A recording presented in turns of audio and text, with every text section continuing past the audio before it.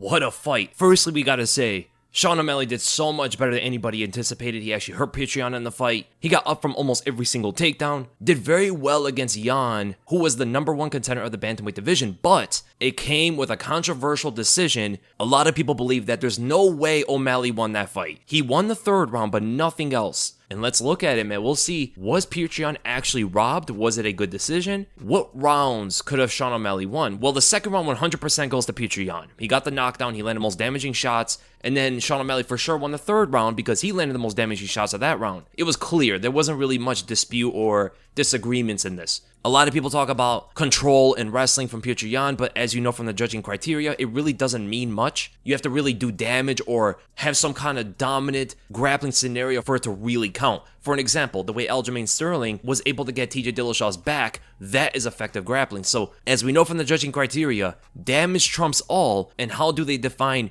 effective grappling? It's anything that a fighter does to get close to a finish of the fight. This could be getting the back, this could be transitioning to mount, this could be going for submissions. That's the biggest thing here. Going for submissions is a huge part of effective grappling. Simply taking the opponent down and controlling them is part of effective octagon control, which really doesn't hold any merit. You're almost never going to judge that. So the only way we're going to look at aggressiveness is if the striking and grappling is even, and the only way we're going to look at control is if aggressiveness is even in terms of judging this fight. And the only round we really have to look at is the 1st round. The 1st round seems to be the only one that you can kind of argue for Sean O'Malley winning. And to get the most accurate analysis possible, we're going to be categorizing every single strike in accordance to damage, light, medium, or heavy, so we could differentiate which strikes actually cause the most damage. This comes from the reaction from the blow, if it cuts, if it bruises, all of that stuff. Of course, the biggest being a knockdown. First strike of the fight is Petr Yan actually throwing a leg kick, which lands on the thigh of Sean O'Malley. Definitely a light attack, really not much impact, and O'Malley looked like he wanted to check it, but ultimately missed his own check. Another leg kick by Petr Yan. This one lands toward the knee area, which is going to be a little bit more damaging, but still going to be a light attack. Had no big impact. Yan continues his attacks, and now this time another leg kick, but it's a side kick to the knee that lands and then grazes off, so another light attack for Petr Yan. O'Malley finally lands his first strike after 1 minute and 9 seconds,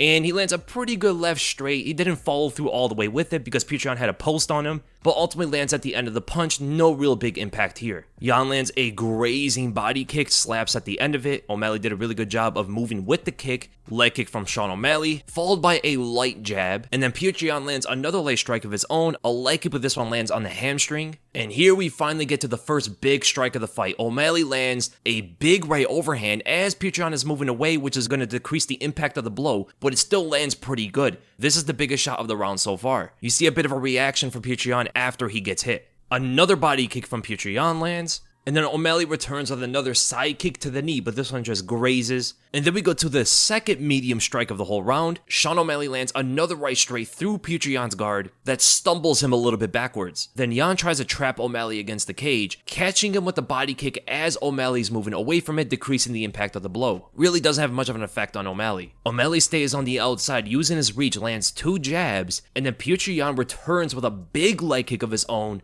that gets a good reaction out of Sean O'Malley. A push kick from O'Malley gets mostly blocked and deflected by Yan, but still does connect. Another jab from O'Malley lands. Yan then eventually shoots in for a takedown, and from there he lands one knee to the leg and then rises up with a knee to the head. But as soon as it connects, O'Malley pushes Yan off of him, getting him unbalanced, which is going to take a lot of the power off of that knee. That's why you didn't see O'Malley really get affected by the knee much. O'Malley comes forward with a shifting combination, switching stances, and grazes a left straight as Yan is moving out on the center line. Grazing leg kick from Petr Yan. O'Malley starts pumping out jabs and lands 2 of them. Then Yan grazes very slightly with a left overhand. He throws a lot of power with it, but O'Malley does defend it nicely. He catches it, parries it, and moves away. As Yan tries to intercept O'Malley's movement, O'Malley redirects the other way, and Petr Yan intercepts him with 2 left hooks. And that's where Yan was able to get that high amplitude slam on O'Malley, taking him to the ground. This is a form of effective grappling because of the way he took him down. And on the ground, Petr Yan was able to land 6 light ground and pound strikes.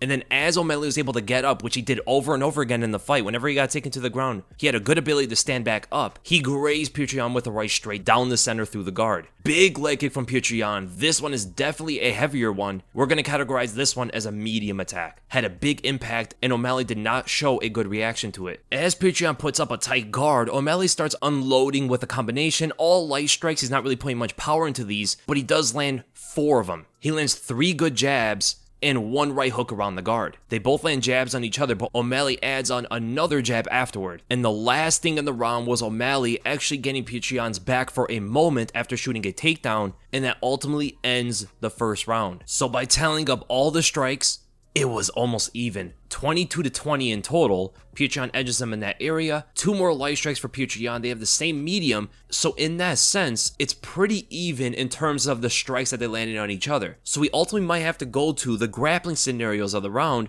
in order to determine who won it. Petr Yan had that one slam, and O'Malley got his back for a split second. You're probably going to have to give it to Petr Yan even more for that reason, given the fact that he had a big slam. He didn't get as dominant of a position as Sean O'Malley, but O'Malley didn't have full control of the back. So it's not full credit for a back take. This is one of the closest rounds we've seen in recent time. It's actually much closer than I originally thought. It can honestly go either way. If we're going to go down to the specific integers, who did more damage and all of that, we might actually have to go to effective aggression. Who was the one that was effectively being aggressive, backing the opponent up in the cage, and going for more offense, going for more attacks? That was clearly Petr Yan, 100%. Petr Yan was the offensive fighter in that first round for the majority of it. He was the guy that's pressing the action for the majority of it. So going by effective aggressiveness, you have to give the round to Petr Yan. Even if you want to stick with effective striking and grappling, Petr Yan ever so slightly edges him in that area as well. So ultimately, did the judges get this correct? They did not, even though it is still arguable. To the finest details, Petr Yan should have won this fight. He should have won the first and the second,